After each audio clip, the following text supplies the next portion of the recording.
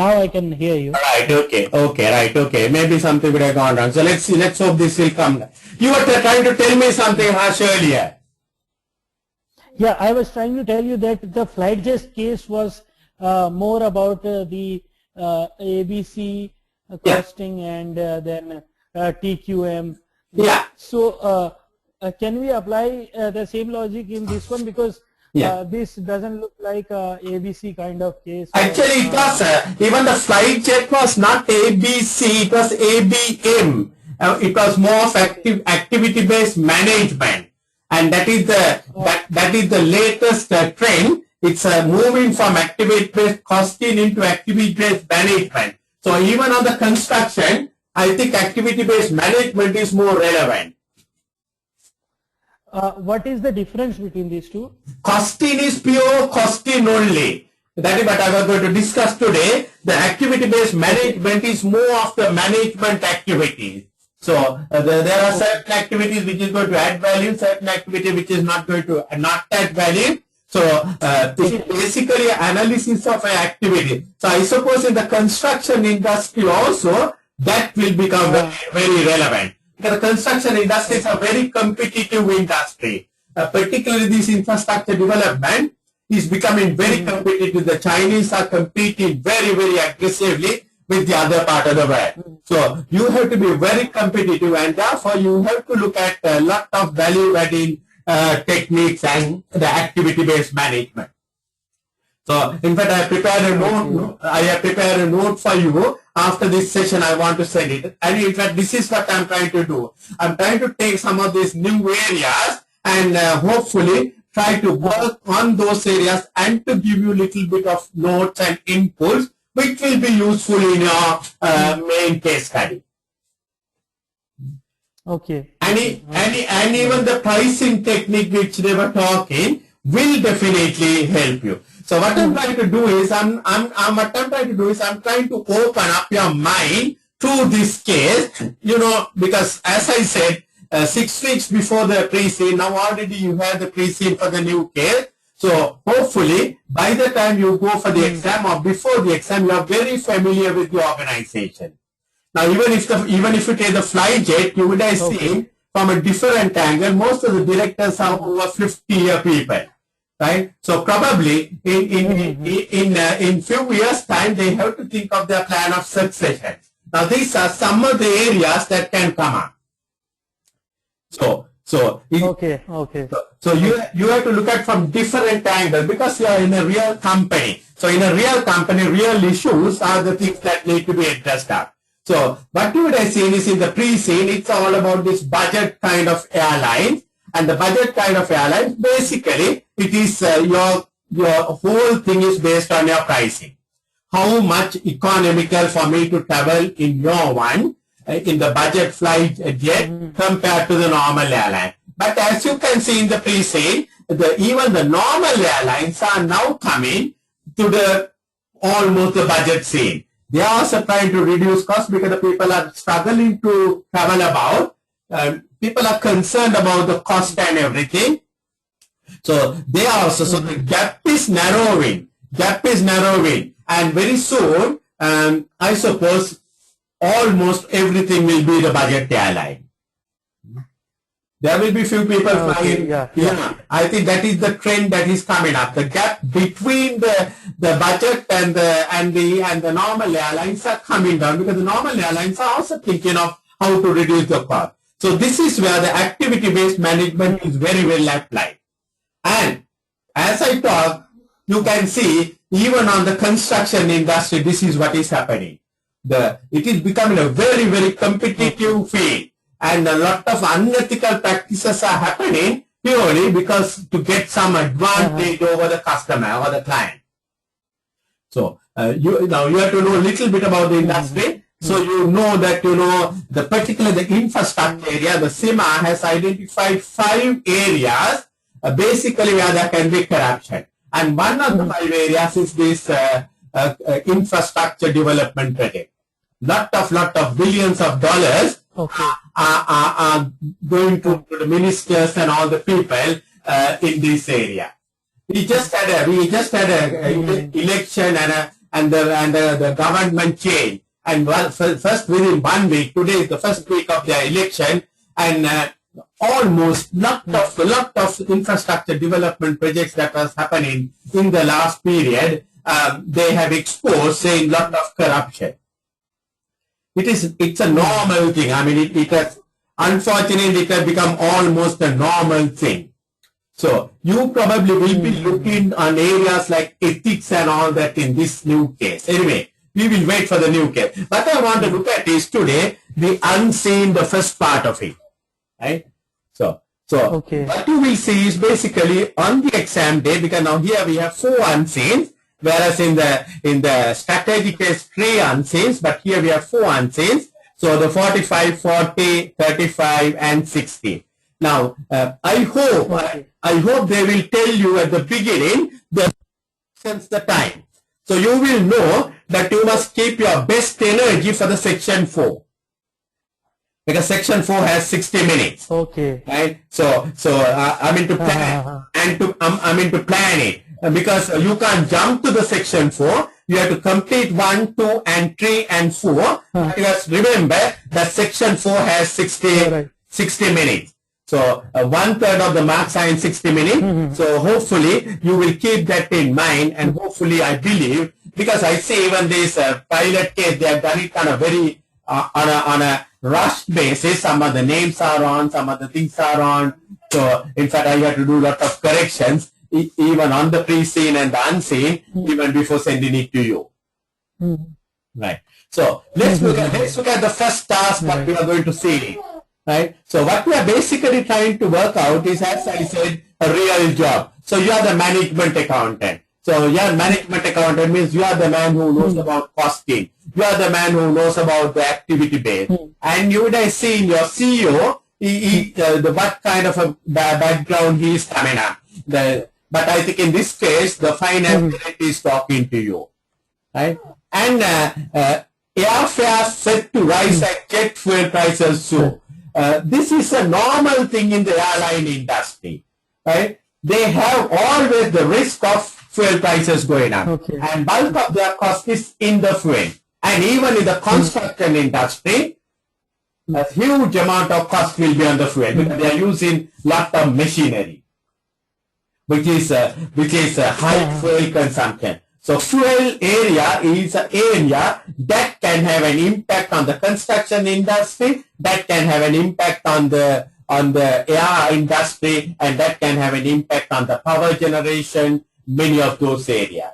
If you look at the construction industry, particularly if most of the people are going for this power generation project. Why? Because they believe this fuel is becoming very expensive. But today, if you really look at today's present world, the oil prices are coming down sharply. Now that was I want to give it up, because I think never in the history the oil prices have been coming down so sharply. Almost every minute, every hour it is coming up, and the OPEC is not doing anything about it. They are allowing the prices to crash. Right. So we don't know what their strategy. So when you are really looking at the May 20 or the March 2015 exam, you have to be aware of that one also. The present world thinking of what is happening. Right? You can't be isolated on the exam and think about it. So even on the construction industry, the things are going to be different with the oil prices coming down. In fact, if you really take up but the but the construction industry will not be impacted so much as the aviation industry. No, surely not. Because aviation is fully dependent. Surely not. But the construction is not. Yeah, but some of the power supply projects, the power generating projects may not be installed or uplifted if the oil prices are going to come down and if it is going to be the trend for a longer period.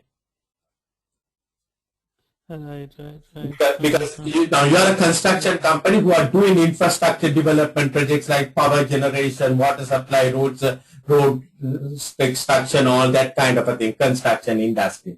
So some of your projects may not get off the ground, even though maybe you have signed it, they might wait to see the real trend. But what we know is oil industry, oil is depleting. In about another 10-15 years time, we may not have enough oil, and we will have to go for alternate resources.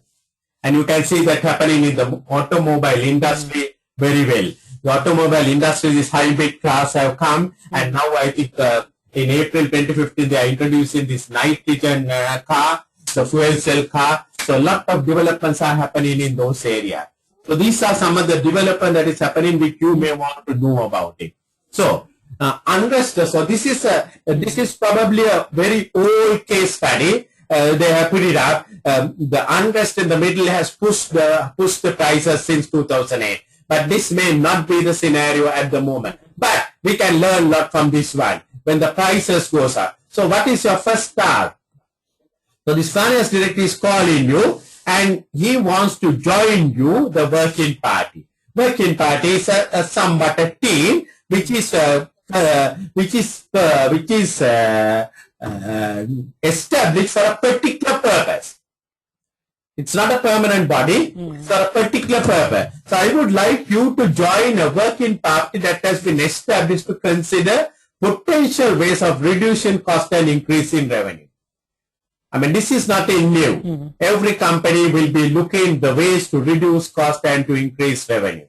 I'm concerned that the scenario in which the price aviation is inflated may continue into the long term. Now, here they are talking about price of fuel going up. But in another industry, construction industry, maybe the wages. Maybe the wages of the people, the labor staff. China had the cheapest labor, but not any longer. Not any longer, because they were using most of these prisoners for their labor work and all that. But that era is gone. Now the Chinese labor is becoming very expensive. And that is why some of these companies are moving into other areas like this Vietnam and all over the place, because they believe the labor is cheaper. Bangladesh and all that. Right. So I'm concerned. So I would like you to suggest in ways which improved accounting might help the company to manage the problem. Now you can see your scenario very well. Improved accounting, right? Improved accounting. How can your accounting system, how can you give information to people to manage the problem? What is the problem that they have? They have the problem of fuel prices increasing. So before the first meeting, I would like to prepare a report that covers two issues. So this is in the first task, there are two issues.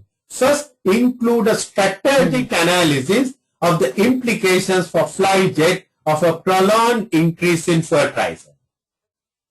A strategic analysis, a long-term analysis of the implications of flyjet of a prolonged increase in fuel prices. So talk about the flyjet here, but think about a prolonged increase in labor cost, how it will affect your construction engine. A prolonged increase in steel prices, how it is going to affect your construction industry.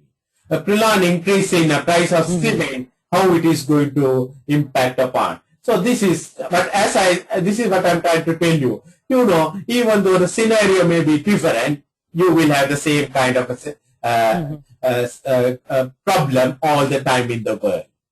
So then the secondly, secondly, include an evaluation of the ways in which with the adoption of activity-based management. Now this is where I want to be careful, because we have learned some of the things and we might, blindly go and apply the activity-based costing, which is not he is asking. He's asking about the activity-based management and target costing, right? So we have to understand where the target. So as I said, this your paper, 40% of the marks come for technical. That is your knowledge, right? So there's just target costing, activity-based management. You must know very thoroughly to apply it. And where it can be applied, what are the problems, could be used to help us identify potential cost reduction opportunity. So these are the two. Now you must. Yeah. Kumar, you have given me the pass cards. Yeah. Is it if I want to brush up my technical, so is it enough, or the books are required? The books are, I mean, because why I thought was, since I had done all the work, the books may be too long and too much of a detail for you to study. So what I'm trying to help you is, I will pick up certain areas and give you certain notes on some of the key areas which I think may be relevant. We can give you the,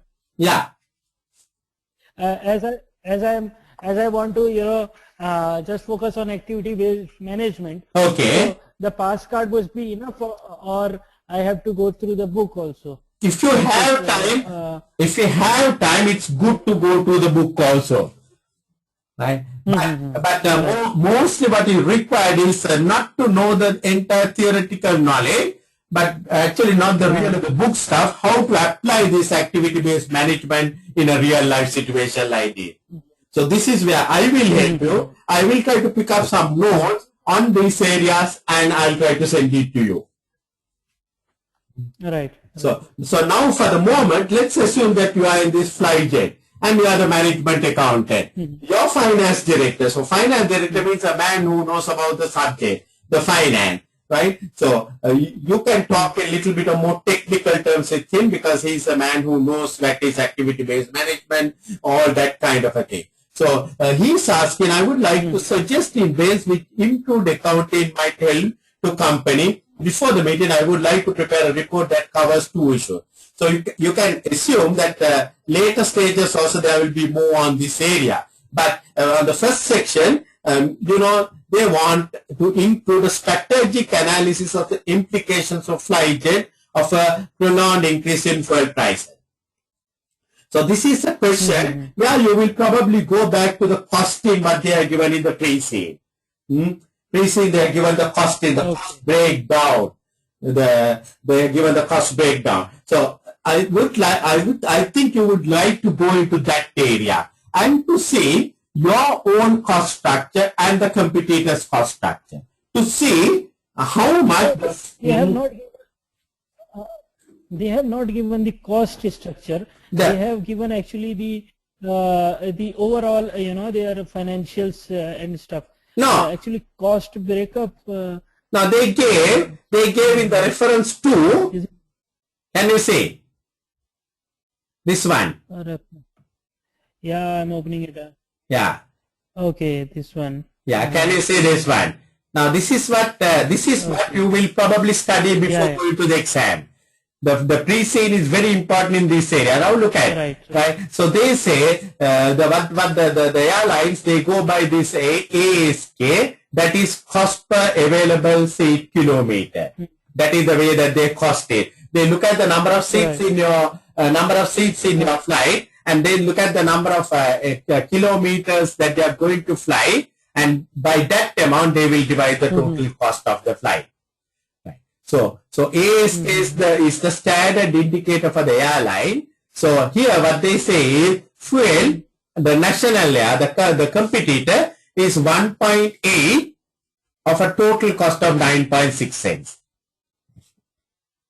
So you can take it as a percentage and see how much my competitor, that is the big man, is costing him. So the 9.6, 1.8, that's a percentage, you can work it out. So if you look at as 1.8 as a 9.6%, it's about 18% or something like that. But whereas our one, Flyjet, you can see, now this is the analysis we will do it.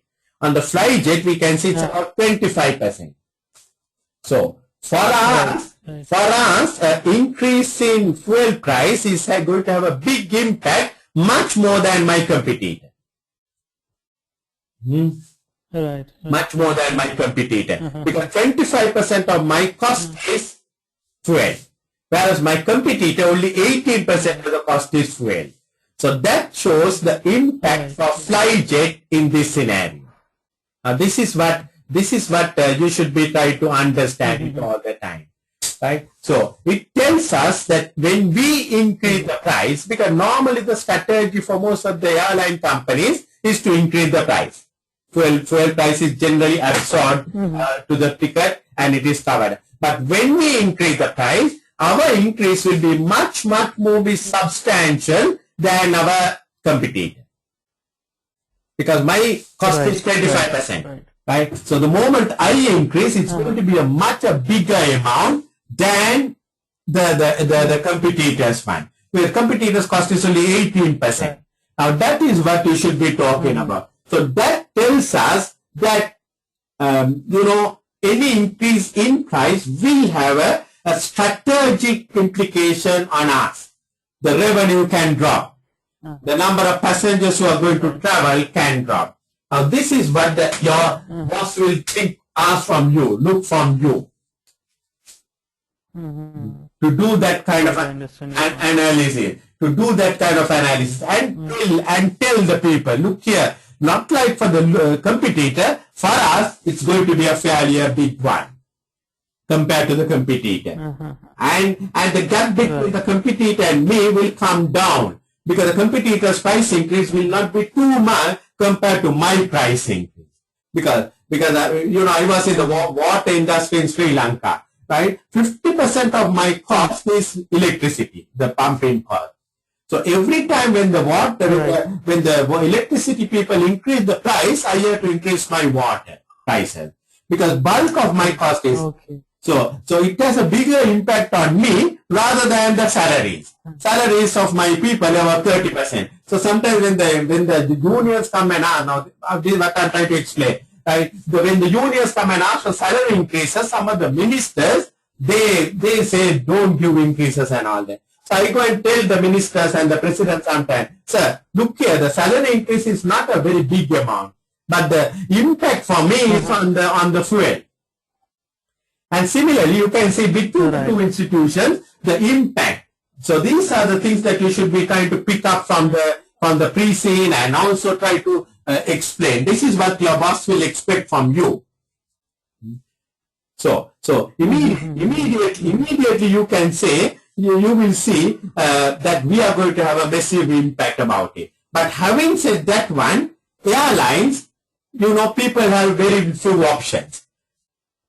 If they want to travel, they have to travel in the airline, because there are no other alternate methods of traveling via Europe, right? Maybe the rail and the train, but the people who are really working, the people who want to go will take the airline. So maybe impact may be there, but it may not be too severe, even if you pass the price. Right. So tell back.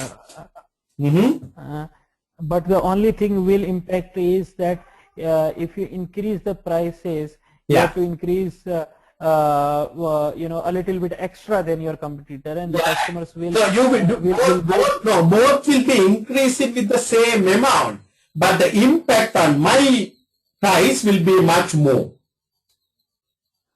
Right. Now let's look at it. The fuel price will increase by $10. But when you try to pass the $10, because since 25% of your cost is fuel, your $10 will be a 2.5%, but whereas for the other one it is going to be 1.8%.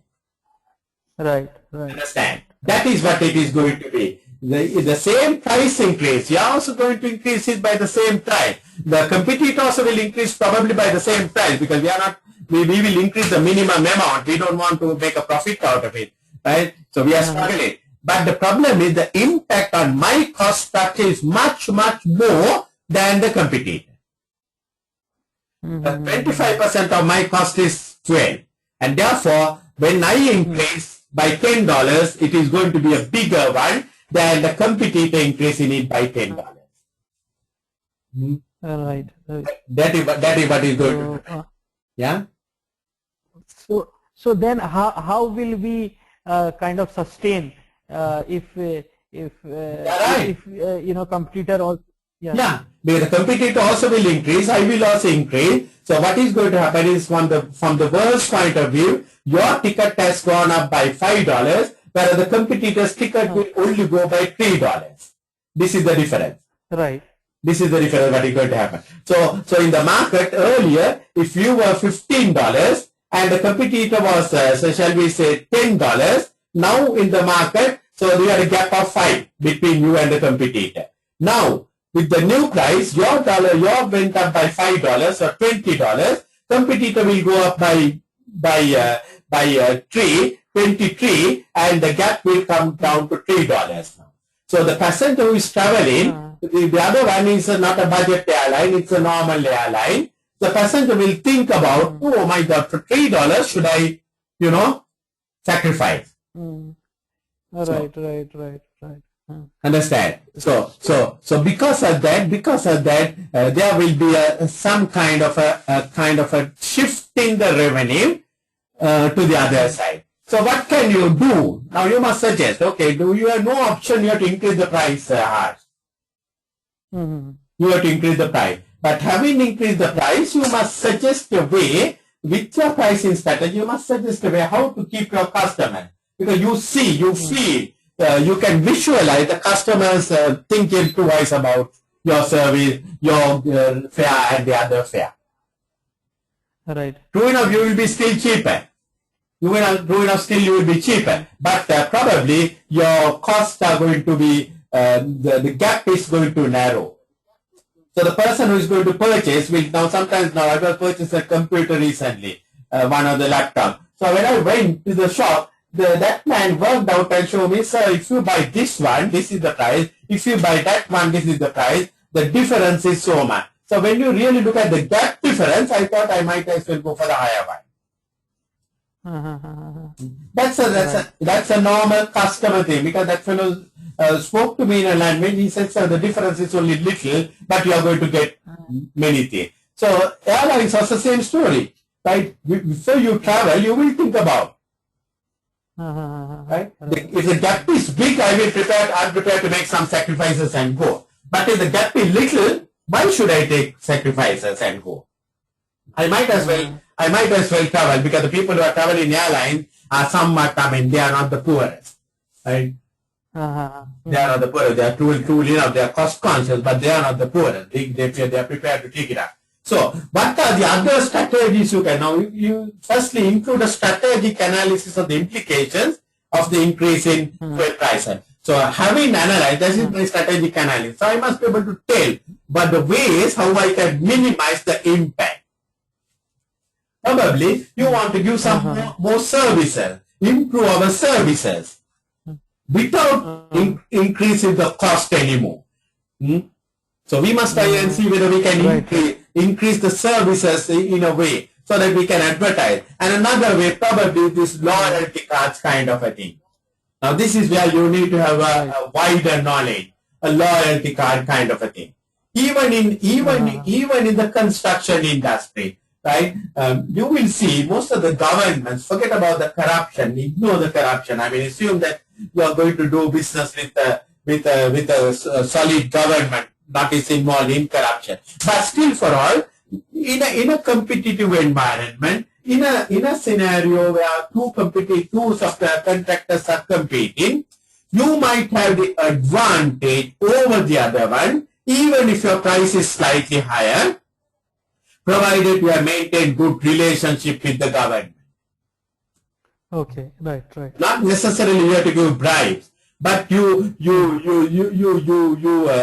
become very friendly with them. You cater to certain things. We can do it without going into a bribery scenario. Certain extra works, but they ask, who might decide as a matter of goodwill, I will do it free for you. Right. That kind of a relationship you build it up. Similarly, you build up your relationship with your passengers. Right. The way that you look after the children. But in these flights, most unlikely the children are going to fly. So that is what I'm trying to tell you. You must look at the scenario. This is more of business people, but it says tourist also flying, right? So the tourist flight means there is scope for you to give more adult service, right? So now when you go to country like Singapore, they give you, providing transport from airport to the hotel and tour guides, this free tours, all that kind of thing. So wherever the tourist time, you can do that kind of thing. Improve your services. You know it is going to have an impact, but you are not going to let it go. I can't control the fuel price. Fuel price is controlled by some other people. But I can do something better. I can minimize the risk of losing customers. Right. Now, this is the exact thing you will be discussing. Construction industry, same story. Maintain good relationship with the people who are in authority. Even in the worst situation, they will think about you, not about another man. So good corporate social responsibility work. That's not a bribe. It's a good thing to do it. You are a contractor. You are doing some work in Sri Lanka. But you come and do some CSR work in Sri Lanka. Our ministers are going to be very, very happy with you. Our ministers, you don't need to drive the ministers, but the minister, the people, the government will be very happy with you. Now this is the way that you will think about this case study. You are not going to give all the problems and let it go. No, you are going to do a big analysis, talk about everything. And it's not like any other industry, particularly the airline industry, particularly the construction industry. Even if the cost goes up, people will have to construct. People will have to construct. You start an airport to construct, you are not going to stop it because the fuel prices have gone up suddenly. Right. So there is room for you to pass on that construction, the cost, and most of the contracts will allow. So actually, in the construction industry, one of the most important things is to draw the contract document very well. So just look at your E3 side on the contract management. In the contract document, you must have clauses to cover up these external impacts on your costs, like fuel prices, like inflation, like exchange rate, like tax changes, all that kind of thing. Okay. Because now I was working in the Sri Lanka in the water sector. So some of these foreign contractors, when they come to sign contracts, they are very, very careful about the tax rate. They say our prices are based on present tax rates of Sri Lanka. But if the tax rates goes up, the prices will be increased. So if you have a clause like that in the contract, you are safe. This is the way to mitigate your rate. You are safe. Otherwise, you will have to absorb the thing. Exchange. They will say all exchange is quoted at today's rate of once the $1 equal to so much of whatever the currency. Right? Any increase in exchange rate over, say, shall we say, 5% will be again reworked out with the formula. Right. So now these are the things that your boss will expect you to come out when you are talking about the construction industry. Right? Okay. To mitigate the risk, because otherwise the construction is a very dangerous industry. Once you sign the contract, particularly with the government, they are very inflexible. If you do contracts with the private sector, at least they will be somewhat flexible, but the governments are generally very, very inflexible.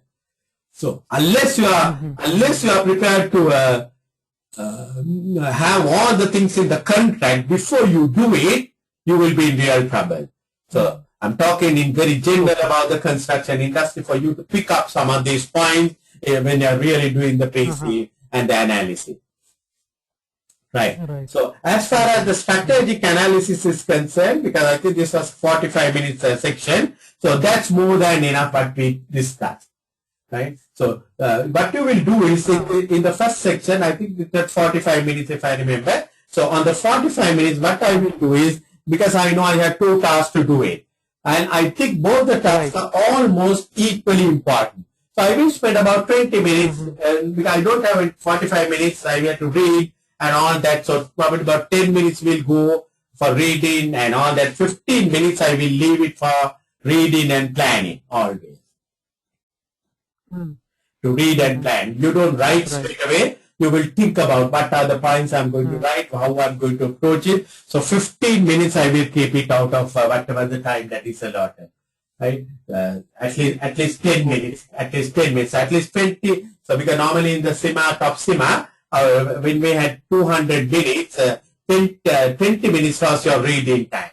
So what I will do is I will keep always about 20% of my time for reading time and planning time. So if it's a 45 minute question, I will keep about 10 minutes for that one. Right? 10 minutes for that one. Okay. And I will take about 35 minutes to write the answer. And after 35 minutes, since I have two areas, I will keep 15 and 15. This is how I'm going to balance my timing. 15 minutes for the first one, and for the 15 minutes for the second one. Because the last 5 minutes I want to keep it to touch up and clear up, because the screen will tell me 5 minutes more. At that time I should stop writing and I should be thinking of finishing up all the touches and everything like that. So that is how I should be timing. So just think about, if it is 60 minutes, 20% of your time, leave it for your planning time, reading time. Work out on some schedule like that, and because otherwise you will be really stuck for time later on. So spend about 20% of time on planning. And the balance time, see how many tasks and try to split it equally if you think it is equally important. But maybe after writing the second part, you might find I don't have so much to write. I have enough time, but I can't save time by skipping to the second section because I can't carry forward the time. So I might be in the first section and go and write more things in the first part of it. Right. So that is all. So in these two questions, strategic analysis is I understood how I have to manage this. The other one, which is about ABC and target costing. Activity based. Now I'm coming to that one. I'm coming to that one. Right. So I put I just prepared a note for you. I'm going to send you this note. What is about activity based management? Okay. Right. So activity based management is simply, it's a way. There are two activity based management. Right. So basically the emphasis is basically to use the activity based approach. Earlier it was activity based costing, but now it is to improve the performance. So there are two activity based. So you probably can talk to your boss and say one is the operational activity based management. Right? There you analyze the drivers. You remember in the cost activity base we have the cost drivers. You analyze the drivers which is going to increase your efficiency. Say if it is in the customer servicing area, you want to see whether you can serve instead of serving 10 customers per hour, can I serve 12 customers per hour? If you go to these food outlets, the Kentucky and the McDonald's, you will see they are given a time that they have to spend with the customer. They should not overspend the time with the customer. So that way you can improve your efficiency. And by improving your efficiency, what you are going to do is you are going to lower your cost. And surely that is going to increase your, that is what we call operational. So basically you look at each and every activity. Same thing what you saw in the activity-based costing. But here we are not looking for the figure. We are trying to see how we can improve that cost driver. Whether I can increase the efficiency, the number of orders processed. Can I make it from 15 to 18? The moment you do that one, what is happening? The per driver, the rate comes down. Isn't it? Right? Earlier the cost was $100 and you were processing 10 people. Now the cost is $100, but you are going to process 15 people. That is the way you are going to improve. That is what we call operational ABM. Then we have the strategic ABM. Strategic ABM is basically you are trying to change the demand. The demand, that is from the revenue side you are trying to look at. Through the analysis of the activities to see how you can increase the revenue side of it. Now in the airline industry, for example, you tell that you give extra baggage for them, extra baggage allowance, 5 kilos extra. Okay. That will attract more people into your thing, right? You tell that the little children are given a kids pack or something like that. That's going to attract the people to fly on your flight.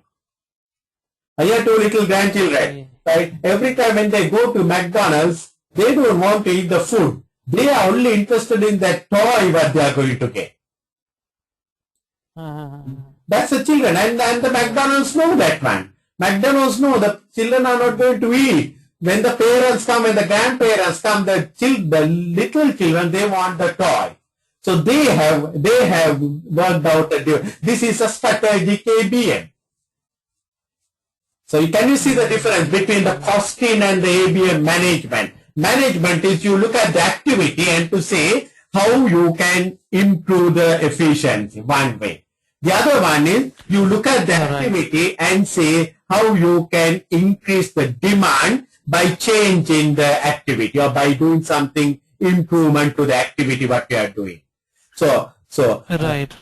So there are certain activities what we basically call value added activities, and there are certain activities which are non-value added. Right? Some of the activities what we are doing really is going to add value. Right now in a flight, if you are going to give extra baggage space, it is surely something which is going to add the value. Right? Add value because it is going to increase your people coming in. But the complaint handling, we have to do it. Now that is not going to increase your revenue. Understand? So complaint handling is not going to increase your revenue at all. So that is a non-value added item. So we must be, because, but of course on the other hand, we need to have it, but we must minimize the cost. Or if possible, eliminate it. If possible, eliminate it. That is what the activity-based management. So they will look at each and every area of cost and see what are the areas, where it is going to add value. Right? I can understand, that some things like you are saying we give goodies to children and all that in case of McDonald's. But in an aviation industry where we have given the cost breakdown, which activity is non-value add? Everything looks value adding. Look at that. Lot of airlines are spending lot of time on complaint handling. Right? So you have to handle complaints in order to have at least right. But that is not going to increase the value for you. That is not going to increase the value for you. That is not going to increase your revenue. So you must minimize complaints. Okay. You must try and minimize complaints. Try to see your bag handling is properly done so that you don't have complaints coming up. You try to minimize. Instead of handling 100 complaints, if you can handle 20 complaints, your cost will come down. If you are going to the Sri Lankan National Airline was famous for delayed departures, delayed arrivals. It was the national code was UL, and they said usually late.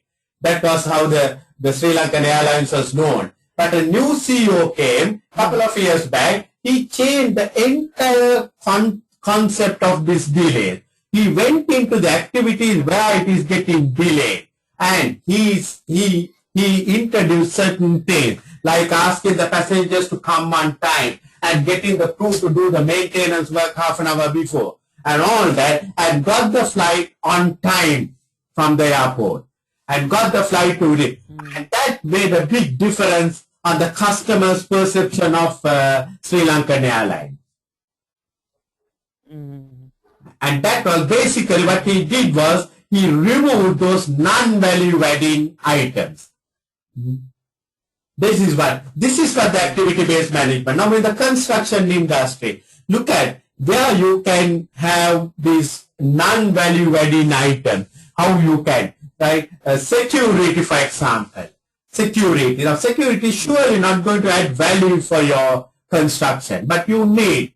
But can you fix CCTV cameras? Can you operate it from your home with your computer and reduce the number of people who are going to be put in that place? Okay. Today, look at most of the businesses. What are they doing?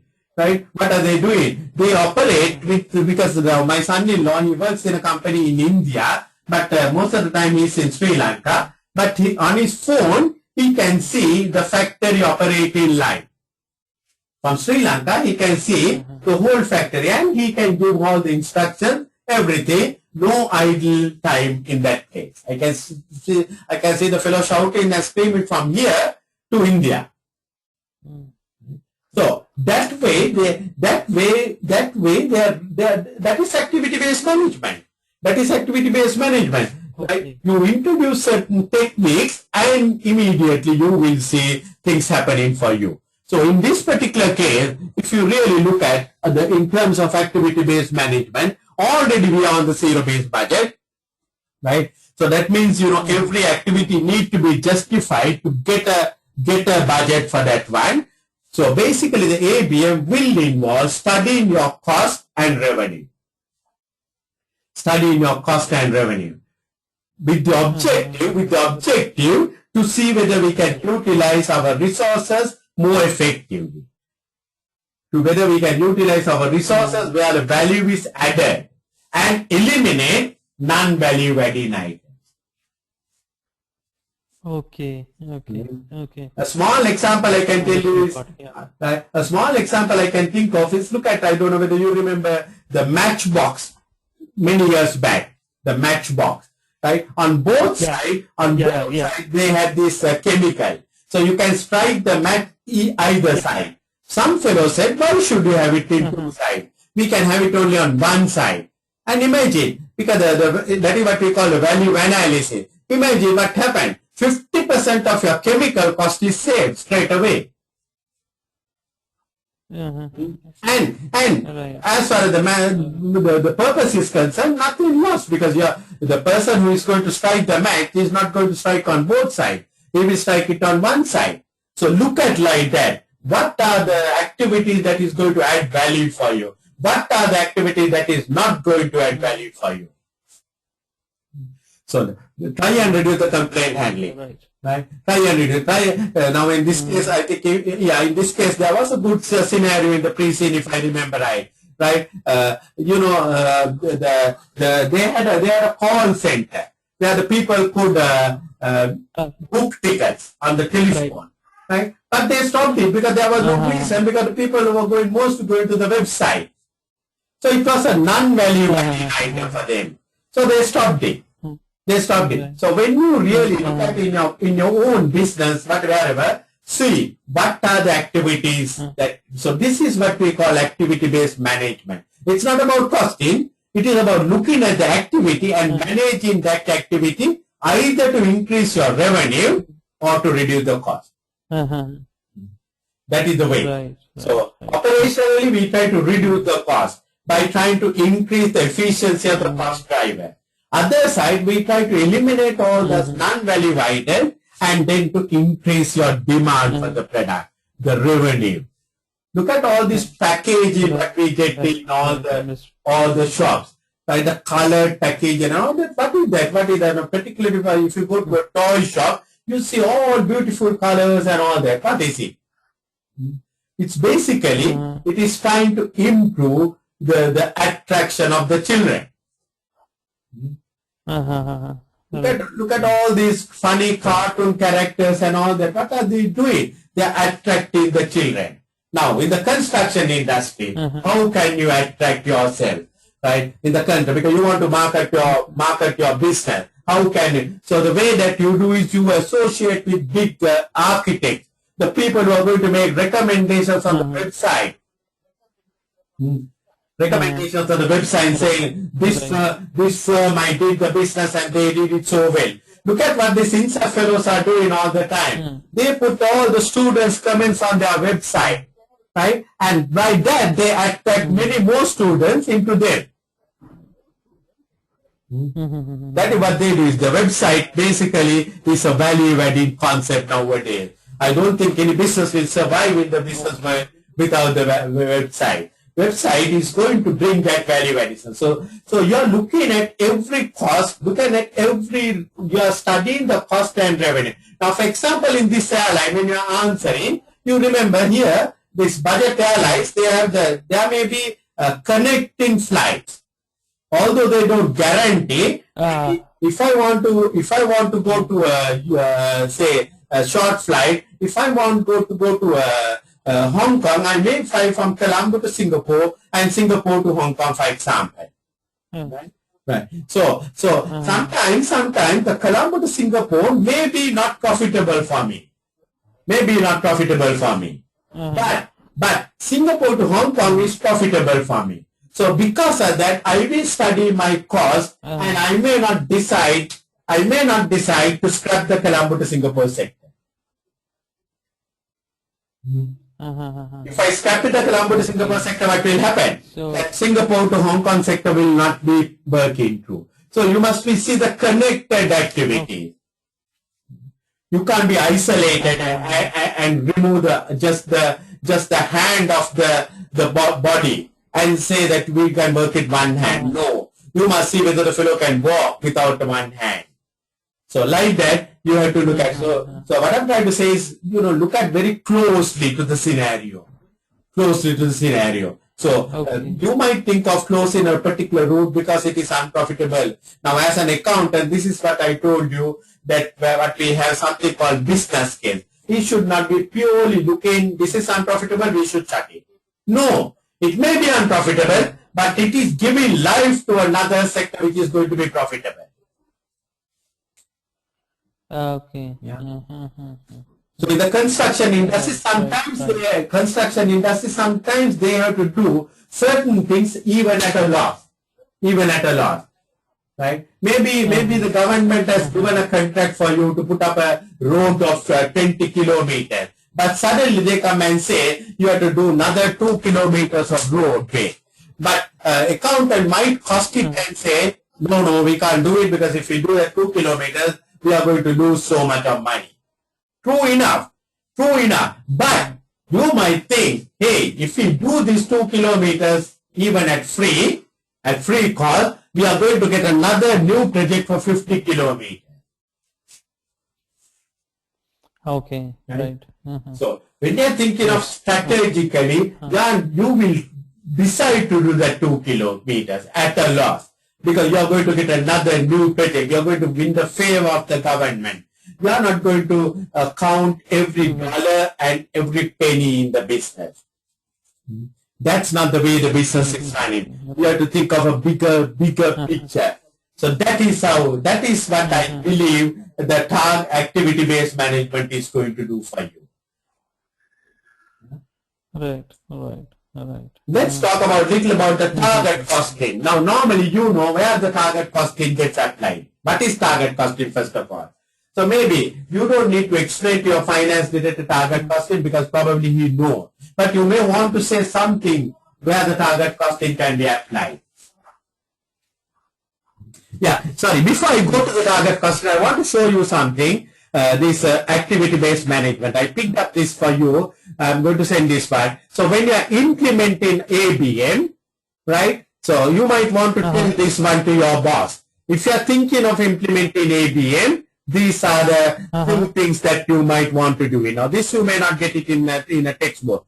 Get the support of senior management. You can't introduce ABM without getting the support of senior management. Right, and recognize that ABM is a major investment in time and resources. It's not something which you can do without investment, without putting your time. without doing this. It's not a light thing to be taken up. Right? And know what can achieve, what information you want it.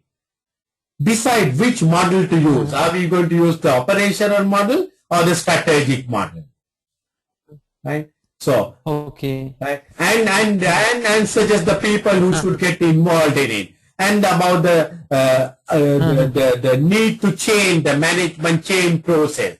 Right? And finally, it should be linked to the corporate. So I'm going to send you this document for you to read it. Yeah? Right. So, so now I want to look at the target costing. What is target costing in your mind? Yeah, target costing is, setting up target price, and then you take a margin from that. Yeah. And the remaining part is, first you will decide what is your costing, how much the product will cost, and then the marketing managers and all that, they will look the how much is this product is being sold in the market, and then based on that we will put a margin and then construct a price. So on the base of that price, we have to fix our cost and bring a cost to that level that we can sustain that margin. So, I agree what you said, but what I want is, now if you are going to explain, imagine that you are going to explain it to a non-financial person, for example. So he might ask, hey, these fellows are talking about target costing. Can you tell me what is target? So you must put it in the most simplest form for another person to understand. So actually target costing, I will put it in this way. Target costing becomes very appropriate where the price, where you have no control over the market price. Right. You can't decide the market price. The price is already decided. So you have decided for, if you sell it at, say the price is $120, you can't change the price. Right? So market is so competitive, whatever you do, the market is 120. You can't do anything. So you have decided whenever you sell a product, you need a 20% margin. Good way even to put up some figures and explain it. Say your product, the maximum market price is 120. And you don't do business unless you get a 20% margin. So the 20% margin comes to, shall we say, okay, I'll put 125. So the 20% margin comes to 25. So that means my maximum target cost should be 100. Right. You understand? My maximum target cost should be 100. So then as you rightly said, I have to go with the production people and ask, okay, what is going to be cost? 110. No, that's not right. I can't go for 110. Right. 105. No, that's not right. Right. 102. No, that's not right. 100. Yes, that's right. So we have to see, without compromising the quality of the product, without affecting the market, how we can reduce our cost. And that is what we do through activity-based costing, through activity-based management, through value analysis. We try to bring the cost to our target cost. Right. And it's not relevant in this case, but I just want to tell you, when you're working on target cost, we work out on something called life cycle of the product. Now you remember the life cycle. Okay. What is the life cycle? There are four stages in the life cycle, right? But first one is the introductory stage, right? The introductory. As you introduce a product, the cost, what happens to the cost normally as you introduce a product? As you introduce a product, generally the cost goes up because you have to do a lot of promotion, advertisements, all that. So the cost of the product is generally high as you introduce a product. But in the second stage, can you remember the second stage? Second stage is the growth stage. Growth stage. So growth stage, normally the cost comes down. Why? Because now we have the economies of scale, we have the learning curve working for us. Generally the cost comes down in the growth stage. That's the second stage. And then what happens? Then we come to the third stage. What is third stage? Third stage is basically the maturity stage. maturity. So almost things get very stabilized because no more saving because now the learning curve is over, right? Economies of scale are over. So generally the cost gets stabilized. That's the maturity state. Then we have the fourth stage. What is that? Declining state. Decline. The declining, what happens to the cost? Cost will remain the same, but the prices, the competition would be high, and we will lose on the margin. Yeah, actually even the cost can go up, Harsh, because by when you come to the declining stage, your machines are very old, and the people are also now not so interested in doing the product. The efficiency has come down, so generally the cost goes up. Generally the cost goes. So actually, if it is a lifestyle, the life cycle of a product, introductory it goes up, and then the growth stage it comes down, maturity it stays, and then on the decline it goes up again. Normally, right? Because sometimes you want to push the product, and you will advertise and all that, and push the product, and that also will put your price cost up. So that is how. So what I'm trying to say, what I was trying to tell you was on the target costing, we don't take the introductory, we don't take the growth, we don't take the maturity, we don't take the decline, we take the average cost, life cycle. Okay. So for example, introductory, maybe the cost is 12 per unit, right? But maybe at the growth stage, maybe it will come down to 9 per unit, 21, right? Then at the maturity, maybe it is at 9 again, okay, 30. And at the decline, it may go up to 11, so 41, for example. So you divide it by 4 and take the average cost. Okay. Depend if it goes to 4 equal stages. If it is going through different stages, you may have to put a weight and do it. But what I'm trying to say is the target costing is not based on the introductory cost, because the introductory cost is high. If you try to take the introductory cost and do the target costing, you might reject every product. Okay. Okay. So that is also something that you need to know about. So okay, looking at the airline industry, what do you think about target costing? What do you think about target costing? Is it something which can be applied? In airline, basically we have the price from the market. So yeah, because the price is because we can't do anything with the price, so price is restricted. So therefore, it is a scenario where we will have to apply the target costing. Right. It is then, but then we have to play around the cost. Yeah, now there we have to go and see your cost structure again, because you can't reduce the fuel cost, for example. Right. You can't put half a tank of fuel and go it. You can't reduce it. You can't compromise on your health and the safety, right? On the flight, the paramount importance is the safety.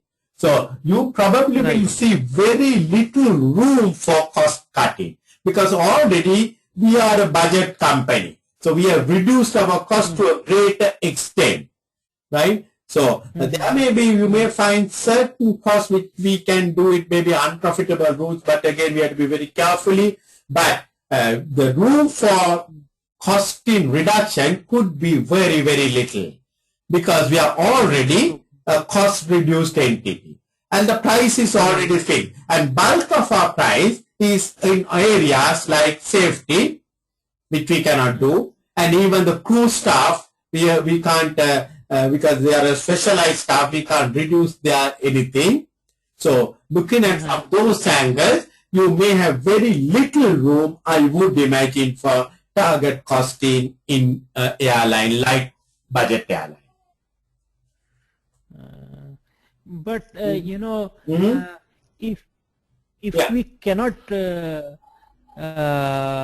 implement target costing, then how can we implement ABM?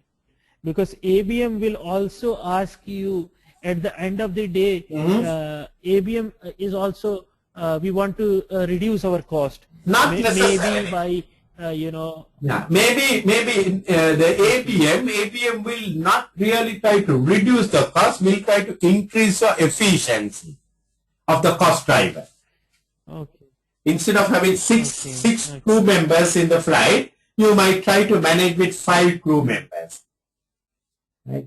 That is trying to increase the efficiency. If you can increase the efficiency only, the cost will come down. Cost will come down. Okay. On the other side, on the most in airline, what I would imagine is more of a strategic ABN trying to increase the revenue by putting up loyalty cards and all that kind of thing, trying to increase the revenue. Because if your airline goes with less number of passengers, your cost is going to go up. Because if I remember in the pre-scene, they said they are running at about 83% capacity. If they can fill up that airline with the full capacity, surely the revenue is going to go up. Remember, the costing is done on the basis of not on the number of passengers. It is based on the number of seats available. So your activity-based management should be focusing more. So try to see whether you can introduce some attracting corporate customers. Look at what these banks are doing nowadays, right? If you, I don't know whether you can remember the banks 30 years back, right? The banks thought that, customer has to come to their doorstep and stand in the queue and wait to meet the manager. That era is gone today. The banks are coming to you, talking to you. Sometimes they don't allow us to sleep also. They say, Mr. Fernando, can I speak to you for half an hour, 15 minutes, 20 minutes? Right? And they want to find out, how they can be of service to you. Similarly, you have another 17% or something, if I remember in this case, seat capacity. See how we can do some activity and increase that one. So target-based costing, true enough. You can see whether there are areas, but we may find very little room for target-based because already we are cost-conscious people. We are going on zero-based the budgeting, right? So to that extent, the target costing may be difficult because the engineering cost you can't reduce it.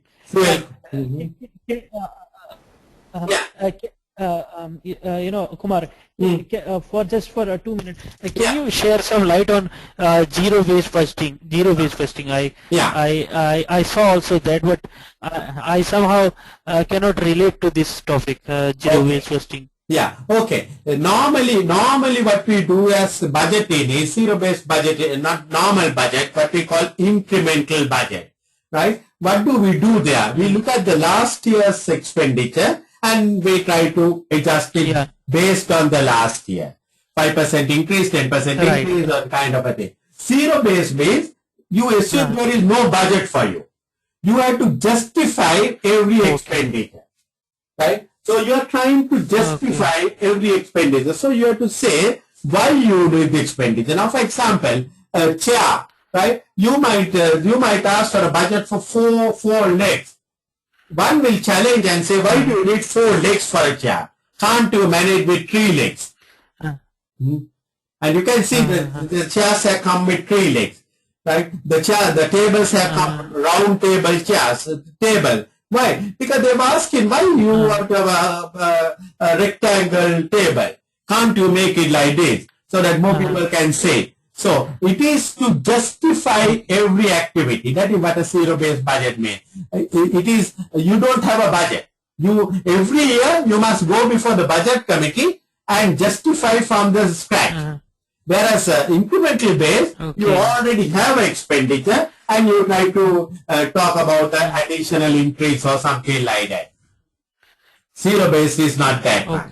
Zero-based is every year you have to go with your decision packages, what we call decision packages. And you say, I'm going to construct a chair with 4 legs.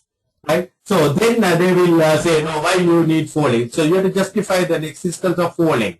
Can't you manage with 3 legs? Yes. So the 3-leg chair, right? So that is how the 3-leg chairs have come out. That is how these rotating chairs have come out, right? So everything has to be justified. So your brain is going to work hard thinking.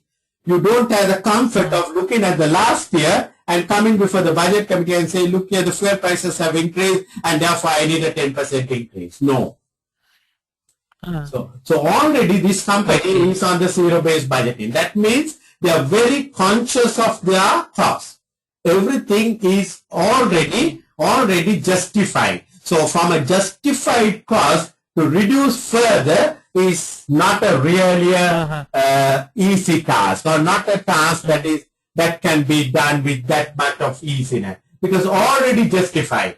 If you really look at a traditional firm, you will have thousands of costs can be just cut down.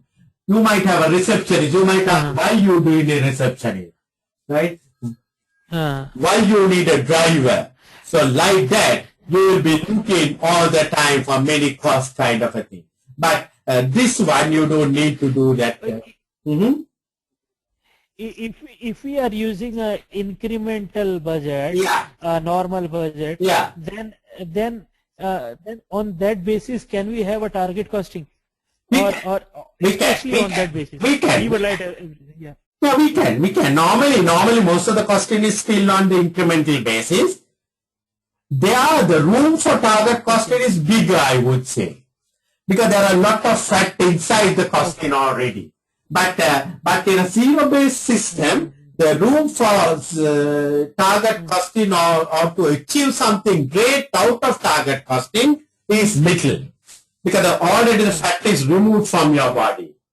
No more fat. So to remove that little fat is going to be a very, very tough one, and particularly in the airline, you have to think of the safety. So you can't reduce on the engineering cost, you can't reduce on the fuel cost, you can't reduce on many, because they are not providing any food and all that. So there is no question of food costing coming up, and even things like some of the other related costs we have to look at. Right now, for example, you are not giving food, but you are selling food.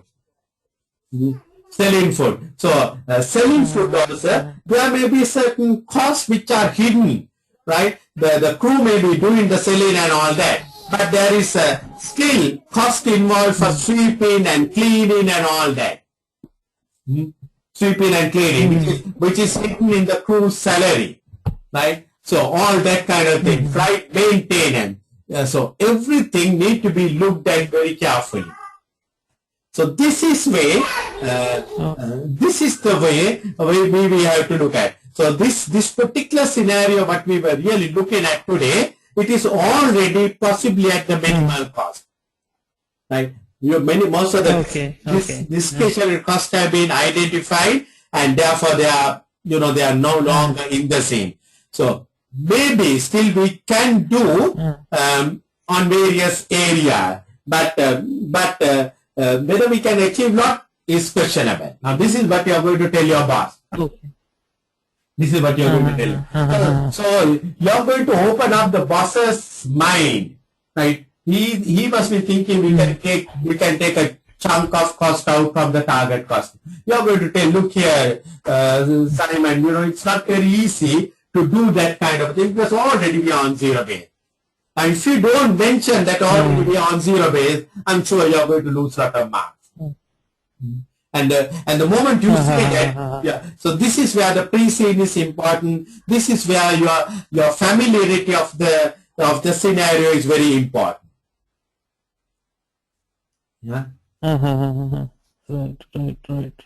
Did you get a good grip of what we were trying to talk about today? I understood mostly how it is actually framed and what actually we have to look for. That's correct. And this is what we should be really looking at.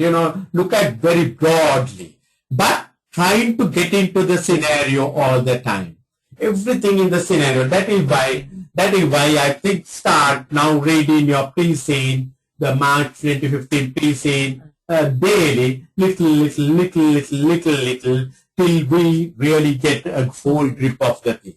Look at the directors, look at their age, Ku- Yeah. Kumar, the target costing will apply on construction industry. Yes. You know, right? I mean, Yes. Target costing applies very much on the construction industry, because the construction industry is also becoming very competitive. The price is fixed. okay. Price is, say you are the contractor. Your price, you can't increase it because it's almost fixed by the client, right? So you want a 20% margin on whatever the business you do. So then you have to see, okay, $800 million contract, I want a 20% margin, so my target cost is 640 million. So I have to go and see how I can stay within 640 million. I think target costing becomes more relevant in the construction industry than in the airline industry. Because in the construction industry, there are a lot of activity, consultant, can we get some people? Safety is important. Safety is important, but many of the other factors we can cost it, and we can put the material, all sorts of things are there. So target costing becomes very relevant. So so you will decide to source your material from different sources, because the same specification, it may be cheaper in South Africa than in China. So you may want to buy it from China and not from South Africa. So like that, you will be thinking of many things how to. So in the construction industry, the target costing is becoming very, very relevant today. What are the tools for target costing? Do you have any notes on that? I'll send you a note. It's basically value analysis and functional analysis. You try to see the cost and say, without compromising the quality or the usefulness of the product, what cost can I remove? What cost can I remove? What functions? So that, what functions can I remove? Look at those days, most of the company there's receptionists, the stenographers, all those people. Where are they? They are gone out of the market. Today, most of the people, they do their own computer. You will sit and the director will do the memo. Right? So all that cost has gone up because they did a functional analysis and they found these things are not wanted. So this is what is happening in the business world. So I'll pick up some notes and send it to you. As I go on, I will send you notes. So today actually I did this activity based. I'll send you this note for you to read it. If there's any question, just send me. I will answer you. Right. And next week also we will look at the same paper. Maybe we will go much more faster now. So we can look at the section 2, 3 and 4 probably. Look at and we'll try to get the grip, and then by that time, by hopefully week after next, we should be able to go for our PC. Right. So today you have sent me the unseen only for the first scenario. Unseen for for the scenario one. First scenario one I have sent it. Okay. Right. So I'll send you the second, third, and the fourth also. Right. But what I will suggest is this, Harsh, now. Today we learned a lot of things. I want you to sit near a computer, right? Take about 35 minutes, write in your own style, open up a Word document, write in your own style with all what you understood, what you did not understood, write your own answer for this section.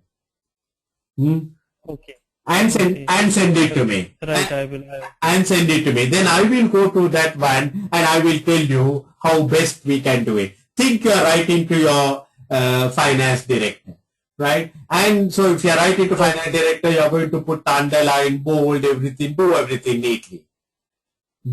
Okay. So the target was 45 minutes, but do it in 35 minutes because we have taken the 10 minutes reading time. So now sit and do it in 35 minutes, trying to plan the answer and do it. And then, right. I will do that, and I will. Then only you will really get that feeling of doing the exam. Right. With all best possible scenarios. Yes, that's correct. Yes. So think about all what you are going to write, because what you are going to write and what I am going to write are two different things. It doesn't matter. Like there are no right answer, no wrong answer. It's basically how you present it to your boss. Right. Right. I will try to do that. Right. Yes, both of them. Yeah. So I have recorded this. I have recorded this conversation today. So I'm going to upload it and send you the link. So probably on the YouTube you'll be able to get it. I'll send you the link. So if you want, you can even refer up this conversation. You can keep it up. Sure. That would be helpful. Yeah. So I'll do that for now, sir. So let's make it next Friday and same time. And before that, we will look at the other 2-3 sections also. Yes. Is it all right? Sure, Kumar. Sure. Right. Yeah. Yeah. That's very fine. Yeah. Okay. Thanks, Harsh. So I'll see you on next Friday. Yeah. Have a great week. Have a nice day. Thank you. Same to you. Bye. Bye.